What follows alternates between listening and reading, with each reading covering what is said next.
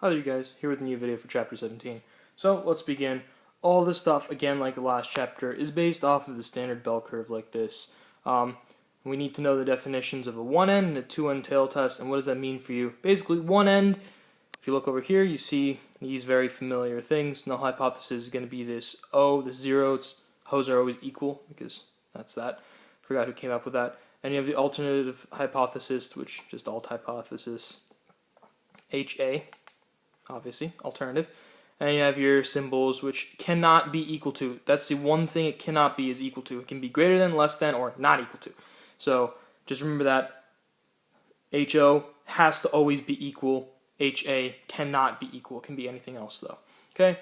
What's pertinent is one-end tail test is going to be greater than or less than, meaning we're just concerned about where in the critical values on one side. Okay? A two-end tail test means it can be on either side. What does this mean for you is that, say you're doing a test for standard deviations and you want to see where it lands in the critical zone.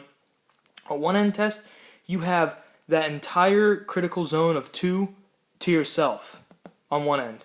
If you're doing a two-end, you need to split it kind of in half. You understand? You're given the same number in your set, the same value. Say this is 2. We want to have a 2. See if it surpasses 2. You'll have a certain amount of area past it. And that's determined by the bell curve itself. And since we're dealing with standard bell curve, just remember, if you're dealing with a two-end tail test, you just need to be concerned with both sides. Okay? Something very important is how to calculate the z-score. He said he's going to be asking questions about this, like how to do it by hand. Simply, p is equal to p hat minus p naught over standard deviation. What does this mean for you? P is like the proportion from the sample size, which, if you remember for some of the textbook questions, is it was like 32 out of 100 people failed. That proportion they give you is your P hat, and your P naught is the percentage they give you. So say they say something around the lines of the average is 12% success, but out of a sample of 100 people, only 10 of them failed. That 10 over 100 is your p hat, and that 12% is your p naught. Standard deviation, well, how do you get that? Well, simply just do p, q over n, okay? Square root. P is the same p as this one, not this one. This p is the same here. Q is just 1 minus p, and n is just the total number of trials you have, and you just square root that, and you get your standard deviation. That's to find your z-score. Let's move on to the next thing, which is the errors. You have a type 1 and a type 2 error. Easy to remember this. Easy way to do this is remember a true and false test. Question number 1 is saying true or false. True comes first, false comes second. Look at that. Just like that on a test. It's just an easy, convenient way to remember. So type 1 error, like question number 1, true or false. True comes first, so you say it's true, but it's actually false. So you conclude that, yes, the percentage is statistically significant, meaning it falls in this critical region past the 2 mark. So you say, yes, it lands in this region, pretty much. But it actually doesn't, meaning you just did a mistake in the math, or you're just being, stupid. For question number 2, just remember it's the opposite of number 1. False, true. You say it's false, but it's actually true. You say, hey, this doesn't work. There's something wrong here. When actually there's absolutely nothing wrong. Okay? Just remember, on a test, they ask you true or false. They never say false or true.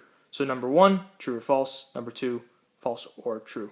Okay? And just remember this little phrase, you say true, but it's actually false. Okay? Simple, easy stuff to remember here. Okay? You always want to check your assumptions. It's important. We'll cover that in a second. Okay? Come back to it. Alright, now how do we do this math right here? You can do it with a 1 prop z test, which I have my handy-dandy calculator right here to do.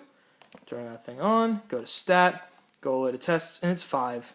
Look at that, you see 1 prop z test, you just click 5, and it brings you there. Notice it gives you this p naught, the x, the n, and these 3 little things. I wrote them down for you guys, okay?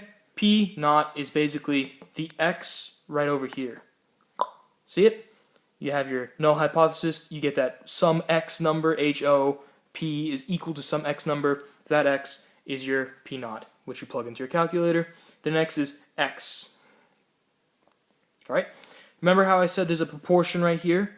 They're going to give you some x over n. Just take the x. That's all you need. Which brings me to the next thing, which is n. Then you put the n. You have to type them in separately. Then it's going to say proportion, or in this case just prop, and you're not equal to p, greater than or less than, or whatever those are. Okay?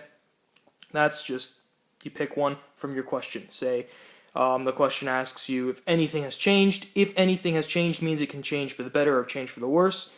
Remember that phrase, if anything changes, okay? Which is not equal to. If it says they suspect it's increased, obviously, you're going to choose the greater than, and you suspect it's decreased, choose the less than, okay? This is going to give you a z, a p, and a p hat, and an n. Z is what you're really looking for, because there's questions about that. Last but not least, always check the assumptions. The reason I'm covering this last is, we actually covered this last chapter as well. Just check them before you do the question, it's easier. First thing first, is it random? Is the sample random? If it's not, then it's hard to work with.